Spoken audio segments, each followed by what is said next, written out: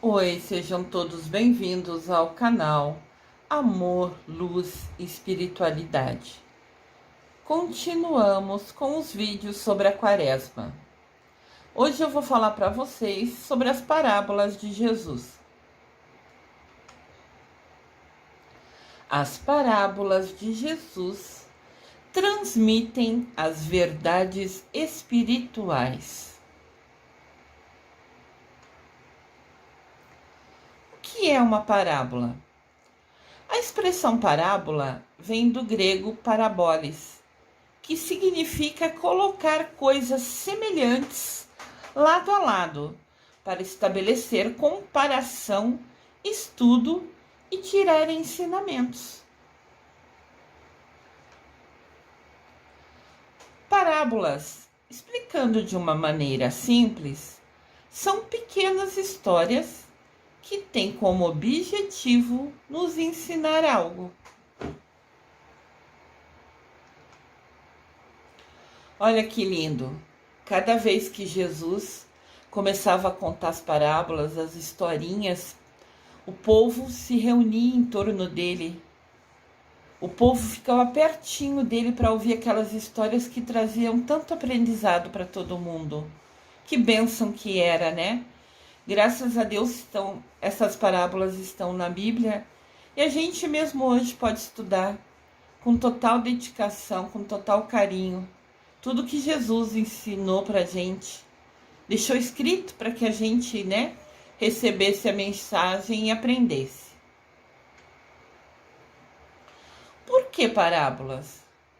Em Mateus capítulo 13, versículo 10, em Marcos capítulo 4, versículo 10, e em Lucas capítulo 8, versículo 9, diz na Bíblia que os discípulos sempre perguntavam para Jesus: por que eles falam por meio de parábolas? Agora a Lúcia, professora, a Lúcia Diniz, professora, falando o porquê com acento circunflexo, que tem aquele chapéuzinho, quer dizer que a resposta é um motivo. Sempre que você vê o porquê junto e com o acento circunflexo, que é aquele chapéuzinho, tá querendo dizer qual o motivo de você escolher a parábola como meio de ensinar. Olha que legal. Aqui também a gente dá dicas de português. As parábolas serviam de ensino das verdades do reino de Deus, que estava sendo anunciado por Jesus. As parábolas diziam muito. As parábolas diziam pouco, mas falavam muito. As parábolas diziam pouco, mas falavam muito. Exemplos da época, tradições, linguagens e grandes histórias. Essas eram as informações de uma parábola. Olha que lindo aqui. De novo a gente vê Jesus contando as histórias, contando as parábolas, e todo mundo cercava ele, sentava no chão, ficava pertinho dele, parava o que estava fazendo para ouvir ele. E nós estamos parando a rotina, o dia a dia, o básico, a TV, o celular, as séries que a gente vê, para ouvir Jesus? A gente fica horas na TV e no celular. Quantas horas você está ficando pertinho, parado, ouvindo Jesus? É importante a gente fazer essa reflexão, Importante explicar uma coisa.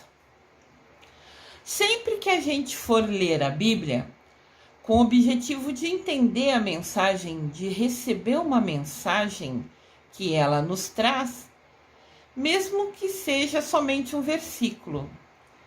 Eu já comentei com vocês em vídeos passados que de repente a gente está precisando de uma luz ou quer uma inspiração no dia, então a gente pede, por favor, Deus, Mamãe Maria, arcanjos, santos, São Francisco de Assis, quem vocês quiserem, chame por eles e peça uma iluminação. Daí você abre a Bíblia na página que quiser, no lugar que quiser, e escolhe uma frase, um versículo para ler. E ali vai ter uma mensagem para você.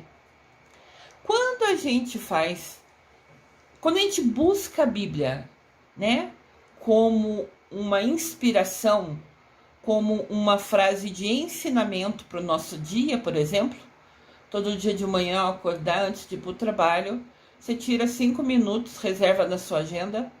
Da mesma maneira que você põe na agenda acordar, tomar café, se arrumar, pegar o ônibus tal horário, isso e aquilo, você põe 5 minutos para Jesus. E você abre, lê um versículo, né? E precisa interpretar o versículo. Precisa contextualizar. Isso que é importante. Precisa contextualizar a frase. Mas o que é contextualizar? O que isso quer nos dizer? É a relação entre o texto e a situação que ocorria quando ele foi escrito. É o conjunto de circunstâncias em que se produz a mensagem que se deseja transmitir, associado ao lugar e tempo na ocasião. Quando foi escrito cada livro da Bíblia, os versículos, as histórias que a gente aprende, né? No Antigo Testamento, a Bíblia é dividida em 2 partes: Antigo Testamento e Novo Testamento. Então, repetindo, é importante a gente transmitir, contextualizar, é transmitir, associar ao lugar o tempo na ocasião. No tempo que foi escrito a Bíblia, a gente vê histórias lindas. E como eu falava, a Bíblia é dividida em 2 partes: Antigo Testamento e Novo Testamento. Antigo Testamento conta as histórias do povo de Deus, de Abraão. E no Novo Testamento, né, o Novo Testamento inicia com o nascimento de Jesus. Então, principalmente o Antigo Testamento, o povo era um povo sofrido, um povo que foi escravizado. Então, a realidade deles era outra. Então, quando a gente lê uma coisa na Bíblia, às vezes a gente tem que interpretar. Pera lá, que época que é esse? O livro é no Antigo Testamento? Era quando era o povo de Deus. Ele é aquele povo sofrido que às vezes não tinha nem o que comer. Tá. Quando eles diziam isso, queria dizer o quê? Então, é importante a gente entender um pouquinho isso. Por isso que a gente estuda a Bíblia. A Bíblia é um livro com muitos detalhes. Eu fiquei 4 anos numa universidade estudando a Bíblia, do Gênesis ao Apocalipse. Claro, eu tive a oportunidade, eu usei o meu livre-arbítrio para ficar 4 anos estudando a Bíblia. Então, é dedicação, é escolha de cada um de nós. O quanto a gente quer ficar pertinho de Deus e de Mamãe Maria, o quanto a gente quer ficar próximo a eles, é escolha nossa e só depende da nossa dedicação. Então, ao interpretar e entender isso, é que nos permite a correta compreensão do versículo. Que a gente tem Jesus, né? Falando de Deus Pai, ele sempre apontava para o céu quando falava de Deus Pai, porque as histórias dele sempre envolviam o reino de Deus, né? E pode ver que tem pessoas atentas ouvindo, tem pessoas... O Senhor na frente está até com as mãos cruzadas, assim, como se estivesse agradecendo por aprender uma lição tão linda. E a gente tem essas lições paradas na Bíblia, no canto da nossa cabeceira ou na nossa estante, e está parada ali. E a gente não escolhe ir até ela, abrir e ler, nem que for só um versículo. Então, ali eles estavam até felizes com a bênção de ter a oportunidade de aprender aquelas histórias. Vou dar um exemplo de contexto. No Antigo Testamento, na Bíblia fala: olho por olho, dente por dente. A expressão olho por olho, dente por dente se encontra na Bíblia, no livro Êxodo, capítulo 21, versículo 24. Êxodo é um livro do Antigo Testamento, quando contava a história do povo de Deus. A frase olho por olho, dente por dente está no livro Êxodo, que é Antigo Testamento, é mais no começo da Bíblia, capítulo 21, versículo 24. Nesta passagem, Deus revelou a Moisés algumas leis para ele passar, para ele ensinar para o povo que seguia ele. E falava sobre o respeito, e falava a respeito de se proteger da violência que ocorria naquela época. O povo era muito pobre. As pessoas mais fortes roubavam os bois, tudo que as outras pessoas tinham de posse, às vezes até para matar para comer. Então a disputa até por comida, para ter comida para sobreviver, acontecia muito principalmente no Antigo Testamento, quando fala do povo de Deus. Então, ele ensinou como se proteger de uma violência, quando falou essa frase, lá no comecinho da Bíblia.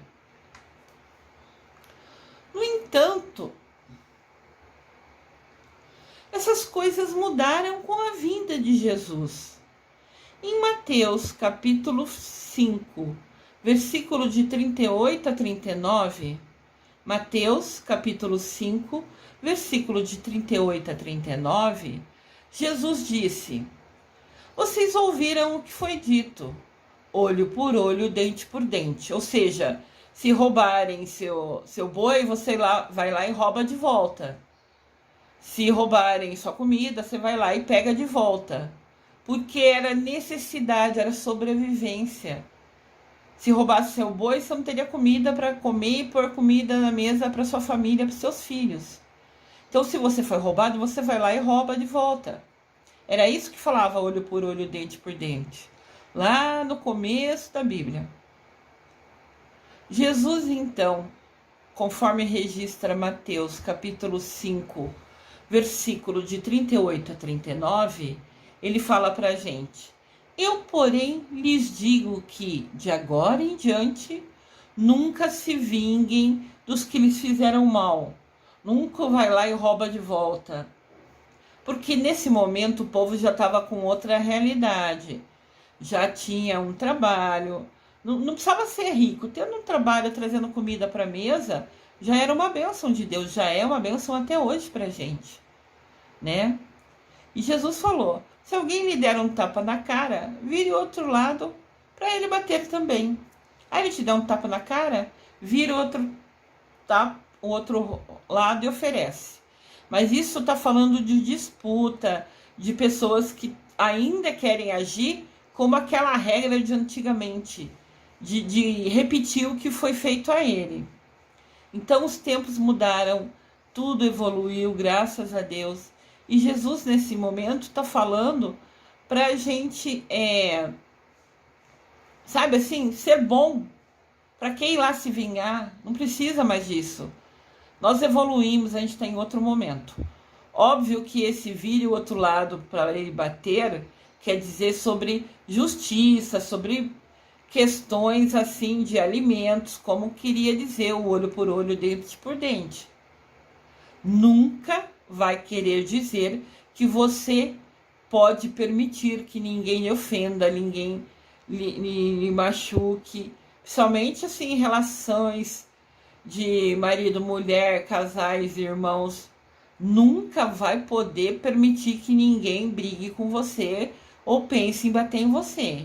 Isso é inadmissível. Nunca vai ser permitido ninguém bater em ninguém. Aqui é um exemplo de Deus falando: se alguém lhe fizer mal, você vai e ignora. É isso que Deus está querendo falar aqui. Ele está usando uma frase, uma metáfora, uma maneira de falar.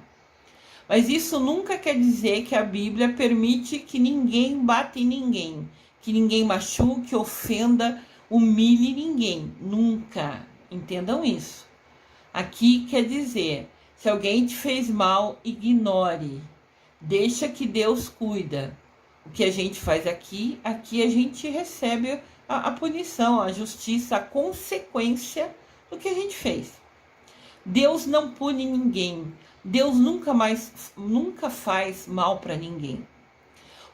A gente toma uma decisão, toda decisão nossa, toda escolha nossa tem uma consequência.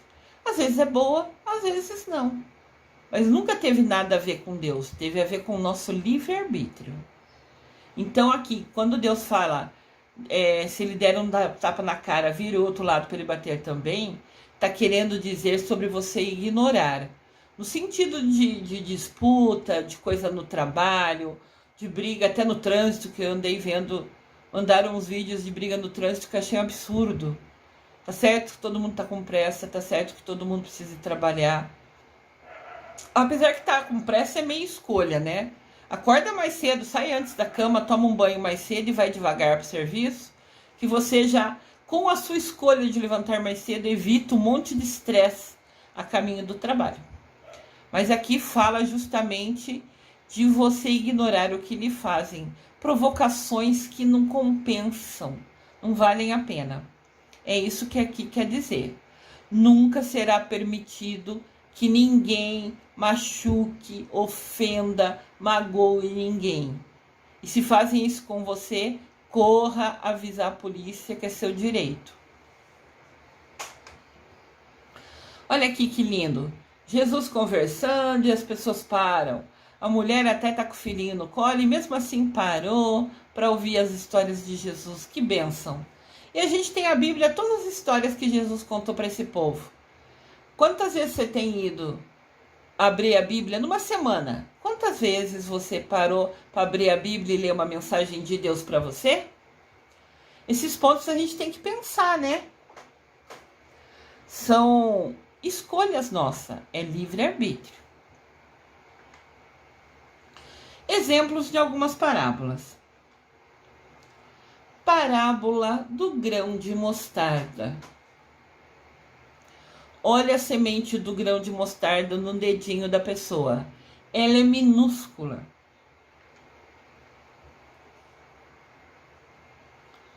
Jesus então contou uma história. O reino dos céus é como um grão de mostarda que um homem pegou e plantou no seu campo.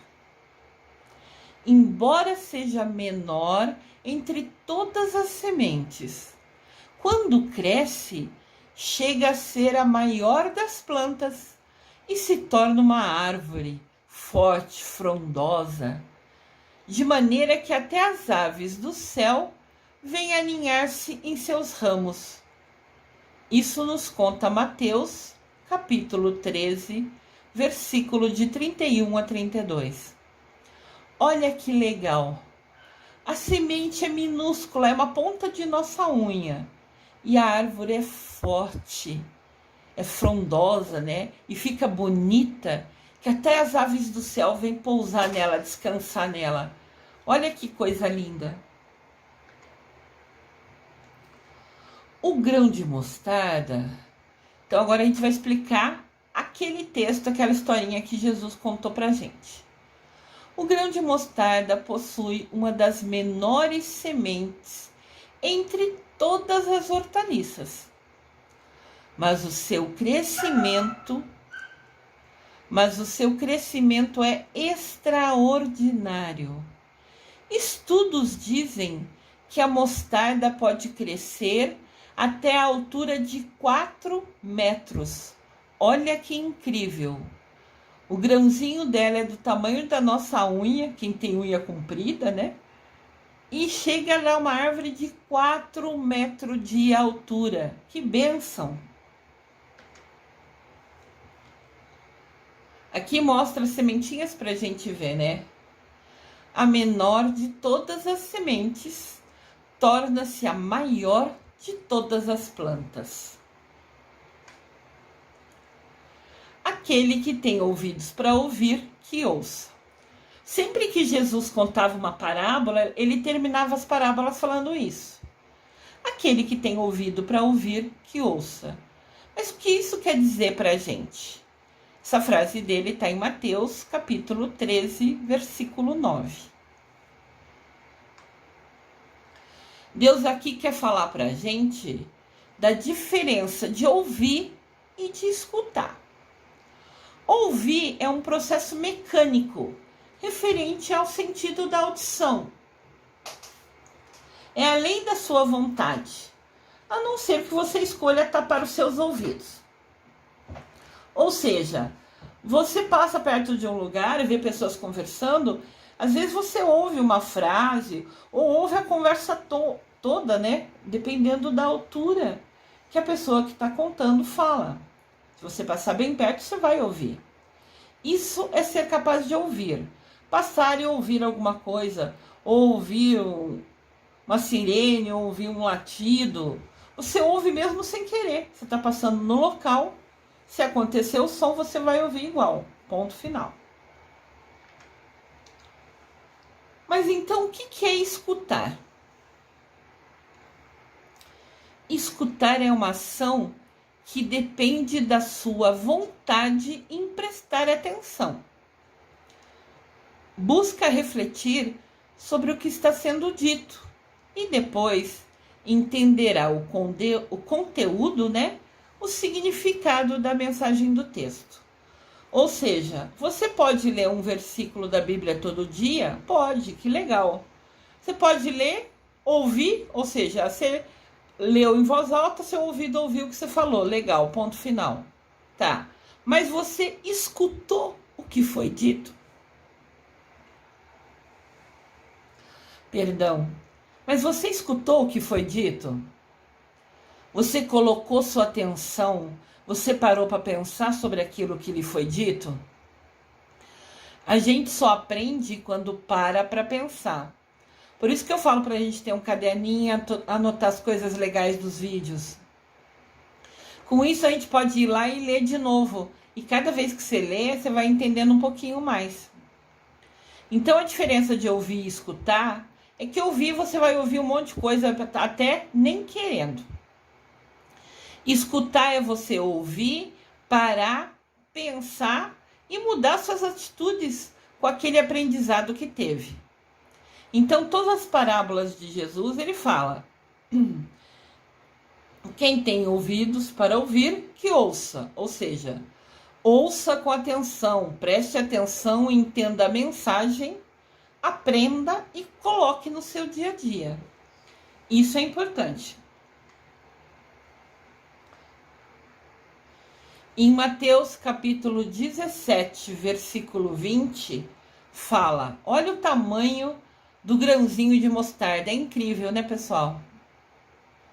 Mateus fala pra gente: se tiverdes fé como um grão de mostarda, nada vos será impossível. Se a nossa fé tiver o tamanho de um grão de mostarda, nós vamos conquistar tudo e mais um pouco. Porque quer dizer que a gente acredita em Deus e sabe que Ele sempre vai nos ajudar. Óbvio que por merecimento, por dedicação.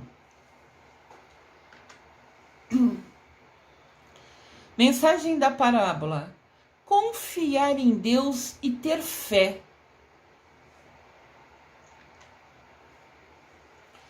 Confiar em Deus, mas fazendo a sua parte. Deus disse: faça que eu te ajudarei. Para uma planta frutificar é crescer, né? Não é só necessariamente dar frutas. Porque tem plantas, árvores, folhagens que não dão frutas. Mas ao ela crescer, ter força, ficar forte, ela já está sendo frutificando, fazendo a missão dela, né? Que é crescer.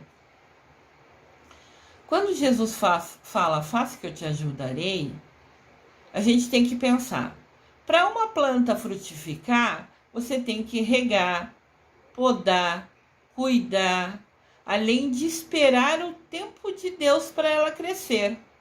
Não é porque você plantou uma sementinha hoje que ela vai crescer hoje ou amanhã. Às vezes ela leva uns dias para começar a criar raiz, às vezes ela demora um pouco mais.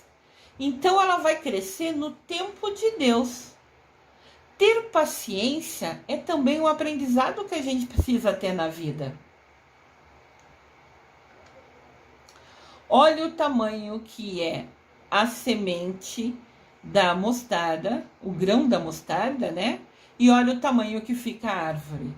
Ou seja, tudo depende da nossa dedicação. A gente aprende uma coisa, a gente lê um versículo na Bíblia, daí você tem que... Tá, você ouviu, plantou em você. Você tem que cuidar, você tem que regar, você tem que entender, você tem que reler. E você tem que pôr em prática o que você aprendeu ali. Porque com certeza absoluta foi uma mensagem boa para sua vida. Então, se a gente tiver a fé do tamanho de um grão, se a gente confiar em Deus nessa intensidade, nunca nada nos será negado. Mas lembrando, tudo é merecimento. Você tem que se dedicar para merecer. Parábola do semeador. Essa é a minha parábola. Eu amo essa parábola. Jesus sentou-se para ensinar e contou às multidões uma parábola. Um semeador saiu a semear e enquanto realizava a semeadura aconteceu. Semeador é como se fosse um agricultor. Ele foi plantar, jogar as sementes nas terras, né? Então, ele jogar a sementinha, ele está semeando. Nas sementes que ele semeou, nas sementes que ele jogou, aconteceu 4 coisas. Com um grupo delas, né, parte das sementes, caíram à beira do caminho. E as aves vieram e comeram ela. Ficaram bem felizes de ganhar um alimento, uma sementinha de refeição. Outra parte dessas sementes caiu no terreno rochoso, onde tinha muita pedra. Mas tinha uma fininha camada de terra. Então logo brotou. Criou, né? Assim, cresceu um pouquinho. Porque o solo não era profundo. Porém, as plantas se queimaram com o sol e secaram rapidinho porque não tinham raiz. Numa planta, a raiz é o que sustenta ela, né? Ela tira da terra, a gente aprendeu lá no ginásio, a plantinha tira da terra, através da raiz dela, ela tira a força, os alimentos, né? E a água, né? Todos os nutrientes da terra sobem pela raiz para a plantinha. E a água também vem através dali, né? Então, como esse lugar que caiu era uma terra bem pequenininha, era uma camada muito fininha, as sementes não cresceram. Outra parte dessas sementes caíram entre os espinhos e, ao crescer, sufocaram as plantas e por isso não puderam dar fruto. Eles até cresceram, mas tinha tanto espinho ali que não deu para crescer, para chegar a dar fruto. Cresceu um pouquinho e morreu, porque os espinhos apertaram, né, e não deram espaço para crescer a plantinha. E uma parte dessas sementes caiu numa terra boa.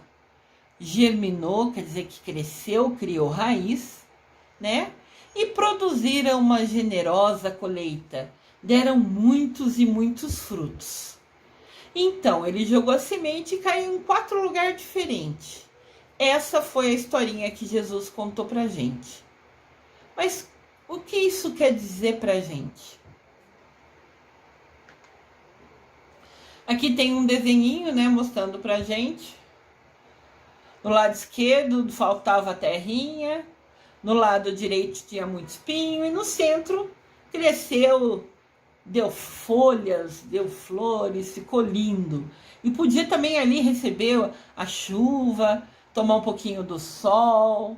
Então foi o lugar perfeito. A explicação da parábola. A semente é a palavra de Deus.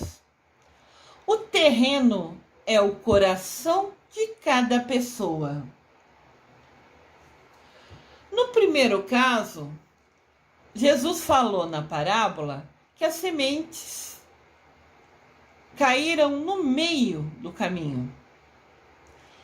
É quando uma pessoa escuta a palavra de Deus. E hoje a palavra de Deus está na mídia também. Esse vídeo que eu faço para vocês é a palavra de Deus. É uma maneira diferente para ajudar, para explicar, para ensinar, né? Às vezes a pessoa nunca pôde estudar e através dos vídeos, ouvindo a minha fala, aprendem também sobre Deus, sobre Jesus, Mamãe Maria. Então tá. No primeiro caso, quando as sementes caíram no caminho, quer dizer quando uma pessoa escuta a palavra de Deus, seja por mensagem pelo WhatsApp, pelo Facebook, por exemplo, ou na Bíblia, ou na missa, mas não compreende, não entende. Então logo esquece aquilo que foi dito, que foi semeado em seu coração. Ela ouve uma frase e não entende, ela até fica pensando naquilo, mas ela não entendeu a mensagem. Daí o que acontece? Ela simplesmente, 2 dias depois, já nem lembra o que foi dito naquele dia. Ah, era mensagem legal, mas eu não entendi. Ponto. Esse é o primeiro exemplo. O segundo exemplo. Sementes que caem no terreno rochoso.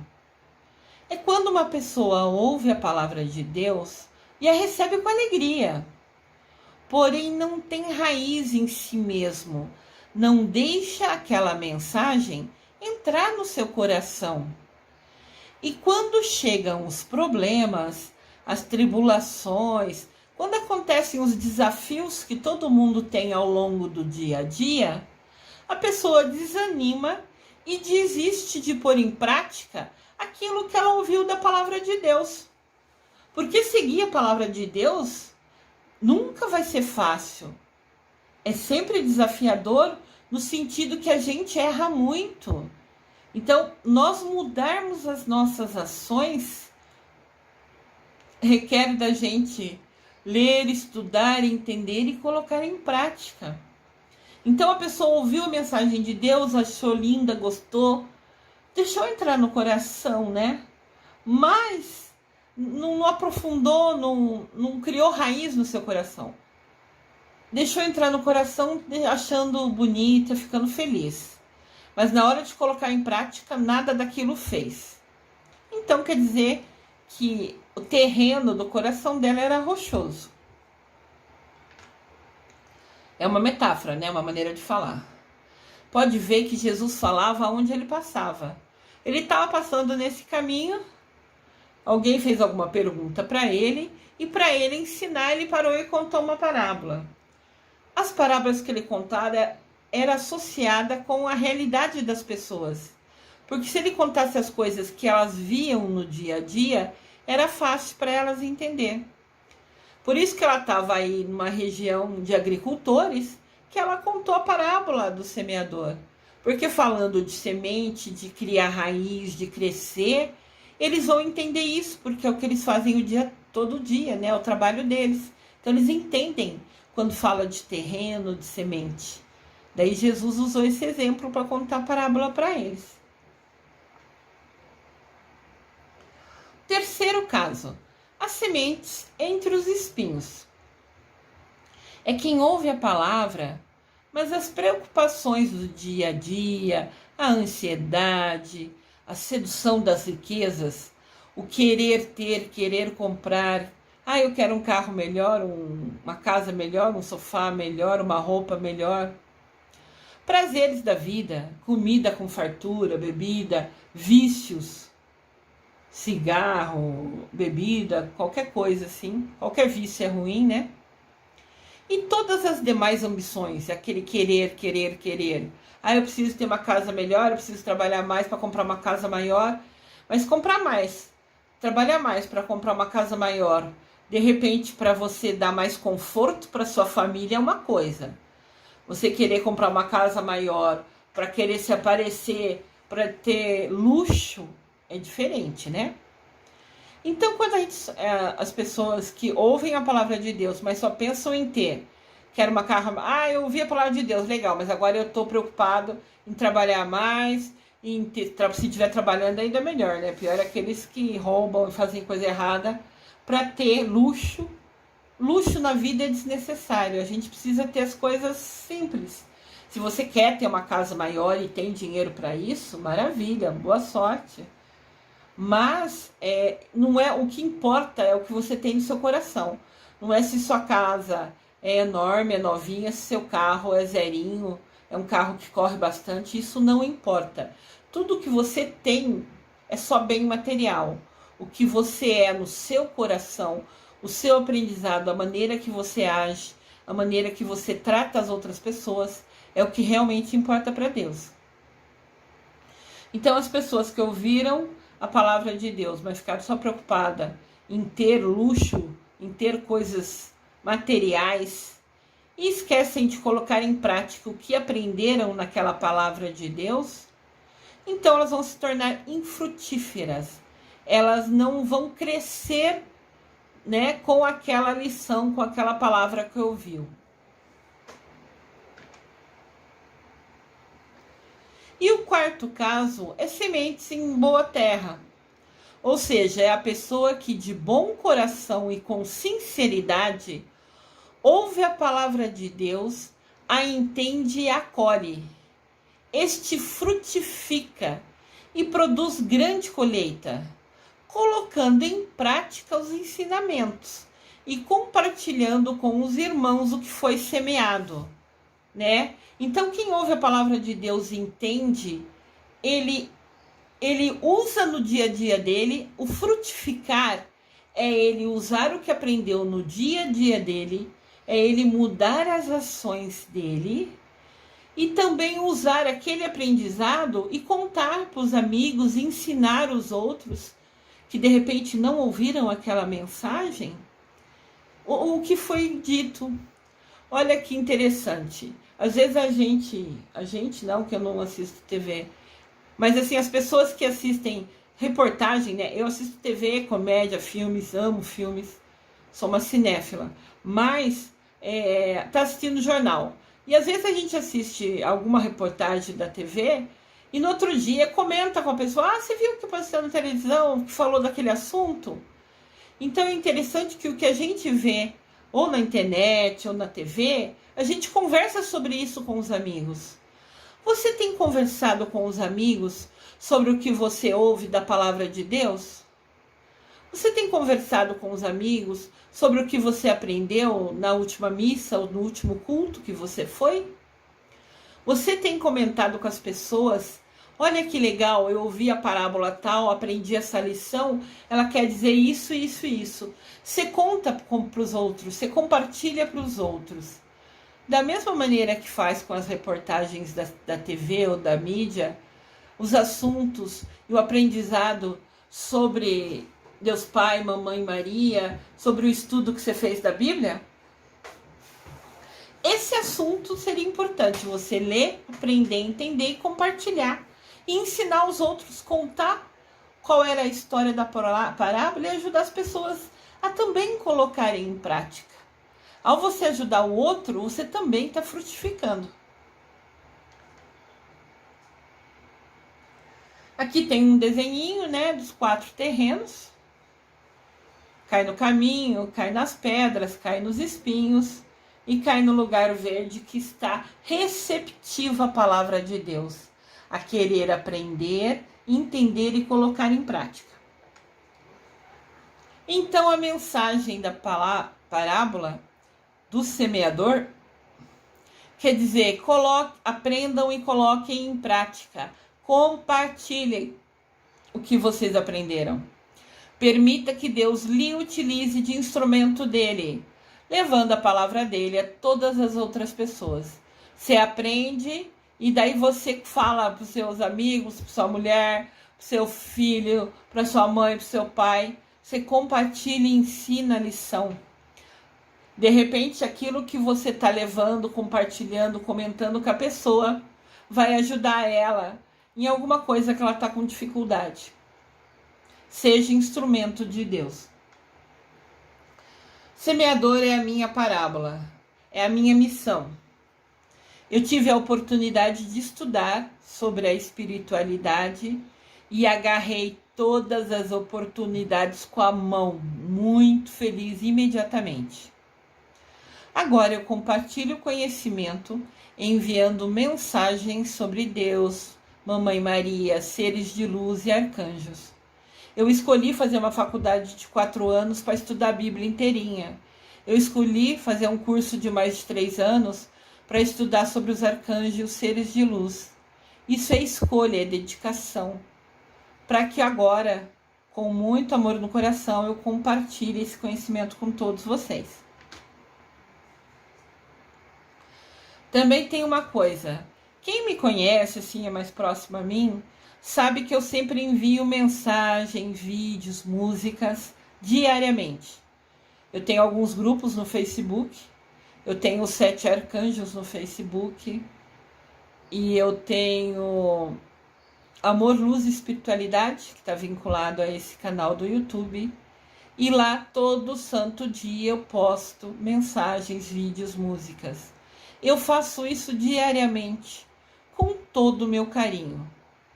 Se a pessoa que receber a minha mensagem ou ver a postagem nos grupos, se ela vai ler, se ela vai ignorar, se ela vai deletar, no caso do WhatsApp, né? Pode ser deletado, no grupo não. Se ela vai ler, se ela vai ignorar ou se ela vai apagar, é escolha dela. É o livre-arbítrio de cada pessoa. Simples assim. Tudo na nossa vida é escolha e consequência. Talvez naquela mensagem, vídeo que eu enviei, tivesse a resposta daquilo que a pessoa perguntou a Deus em oração.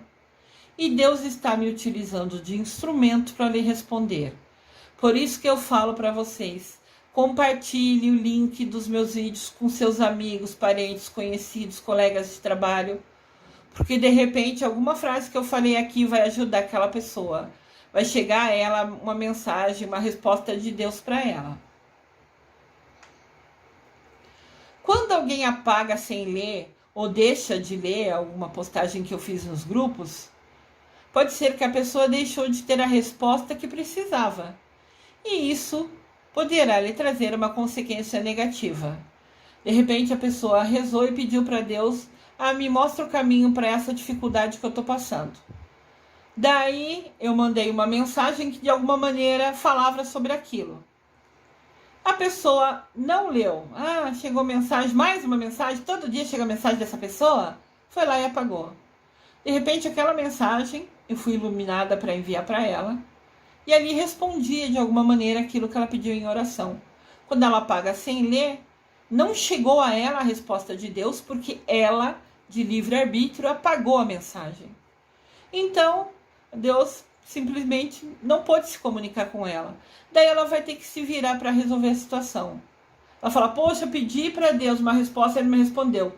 Ele respondeu naquela mensagem que se apagou. A Lúcia Diniz todo dia manda mensagem. Sim, a Lúcia Diniz todo dia manda mensagem. Com muito amor, com muito carinho. Se você vai querer parar para ler o que está no grupo ou parar para ler o que está no WhatsApp, é escolha de cada um. Simples assim. Lembrando, pensamentos, palavras, sentimentos e atitudes. Pensamentos, palavras, sentimentos e atitudes. Sobre estas coisas nós vamos prestar contas a Deus. Nunca se esqueçam disso. Mesmo que for aquele comentário desagradável que você escreveu no Facebook ou no WhatsApp, por exemplo, brincando com a pessoa.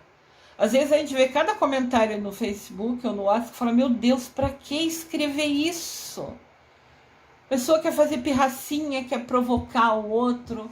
Para que isso? Quando a gente for prestar conta para Deus, a gente já vai prestar conta de tudo isso. Pensamentos são coisas mais difíceis de você controlar. Eu, pelo menos, ainda não aprendi a controlar os meus pensamentos. E eu vou prestar conta dele para Deus igual. Então, o que eu falo, o que eu faço, né? Palavras e atitudes são mais fáceis, entre aspas, né? Maneira de falar, de você controlar. Agora, o que você sente, o que você pensa é um pouco mais complicado. Pensar requer muito treinamento. Aprender a silenciar a mente é um aprendizado importante. E sentir. Você nunca reagir diante de uma situação negativa. Quando as pessoas te provocarem ou falarem coisa que você não gosta, não vai bater boca, não vai retrucar. E não deixa que a pessoa, quando falar coisa de você, te ofenda. Isso é um aprendizado que eu estou buscando adquirir. Nunca reagir diante do que me fazem, das provocações ou de imprevistos que acontecem no dia a dia. Eu estou em busca desse aprendizado. Parar de reagir. Acontece uma coisa e se a gente fica triste, nervosa, chora, grita, isso é reagir. A gente precisa aprender a ter equilíbrio, aprender a controlar essas ações, né? Claro que é um aprendizado difícil no sentido que requer muita atenção e mudança de atitude. Mas eu estou em busca dele. Então lembrem, pensamentos, palavras, sentimentos e atitude. Sobre esses 4 itens nós vamos prestar contas a Deus. Pensem bem como vocês estão agindo sobre isso. Parábola dos talentos. Sentado no Monte das Oliveiras, Jesus oferece mais uma das suas parábolas aos seus discípulos. Ela está escrita em Mateus, capítulo 24, versículo 3. Ele diz que o reino será como um senhor que, antes de sair viajar, convoca seus servos e lhes confia os seus bens.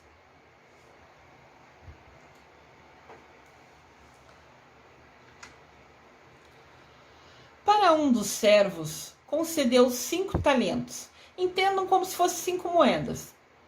O senhor ia viajar e não queria levar o dinheiro. Então ele falou assim, vou pegar os meus funcionários aqui, confiar neles para guardar o meu dinheiro.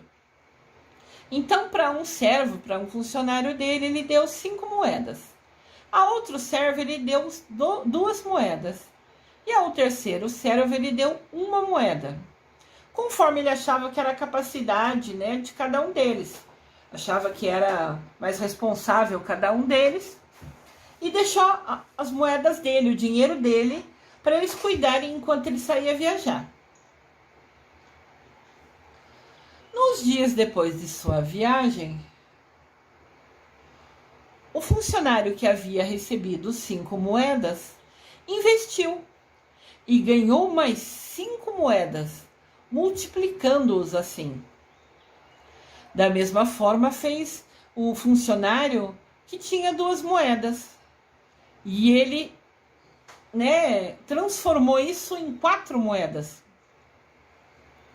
Contudo, o outro servo, que recebeu somente 1 talento, 1 moeda, enterrou ele escondendo.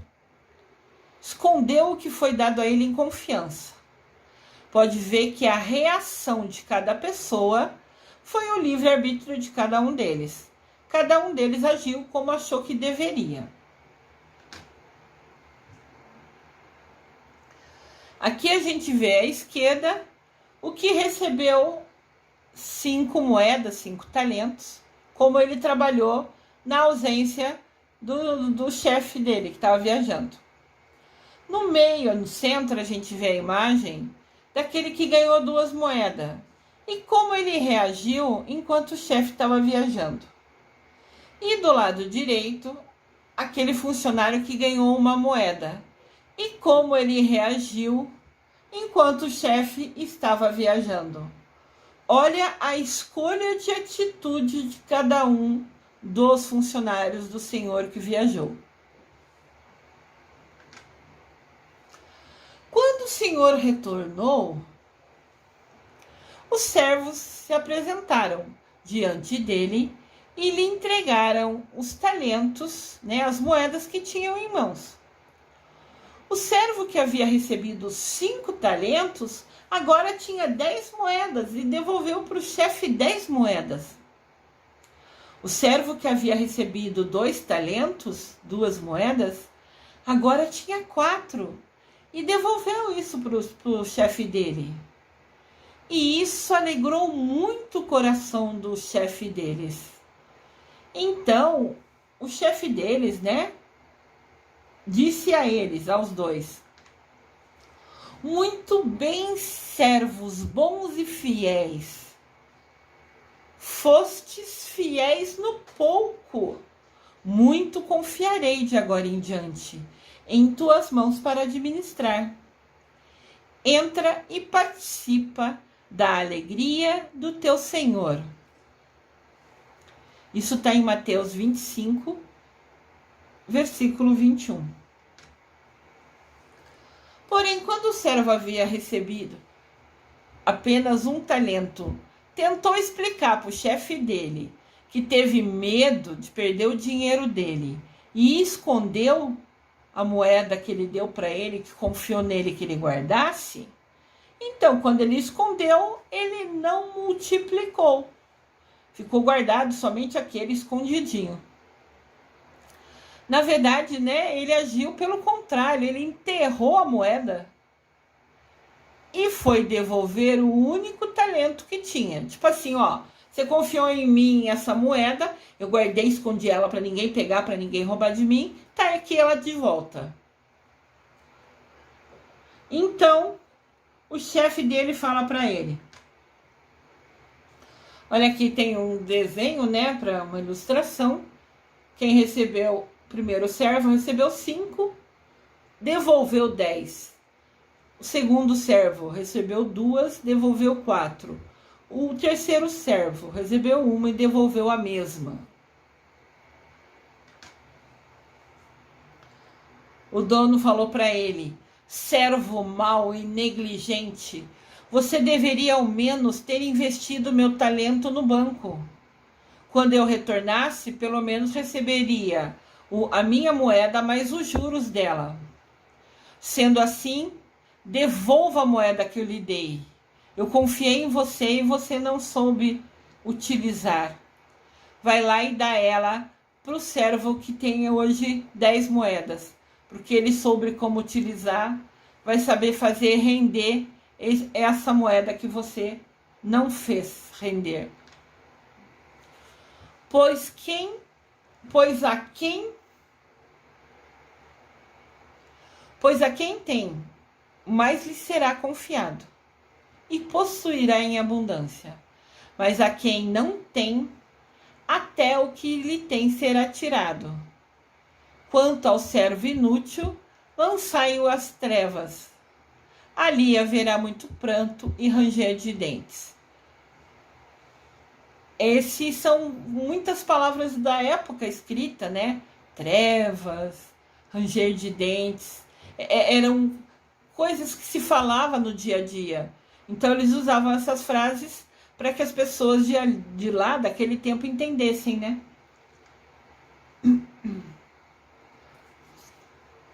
Aqui tem um desenhinho, né? O senhor de vermelho dando as moedas e cada um deles vendo o que fazia.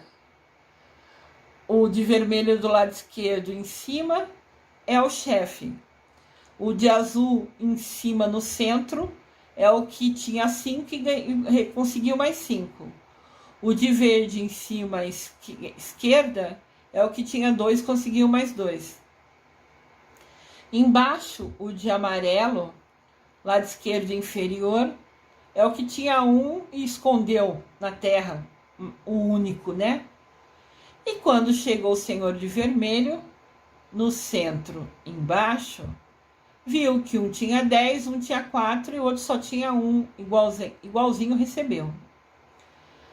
Daí, no último quadradinho do lado inferior direito, tem o chefe abraçando o que dobrou, né, o que ele deu, que é o rapaz de azul e o rapaz de verde, e o rapaz de amarelo, que foi o servo 3, que escondeu a moeda, tá indo embora.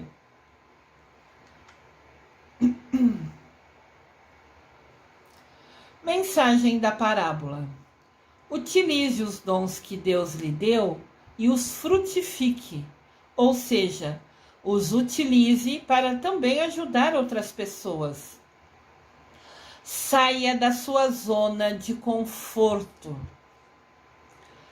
Você ficar aquele que recebeu só uma moeda, plantar no chão, esconder a moeda e ficar deitado dormindo é muito fácil, é gostoso, é tranquilo. Para a gente frutificar, a gente tem que sair da zona de conforto.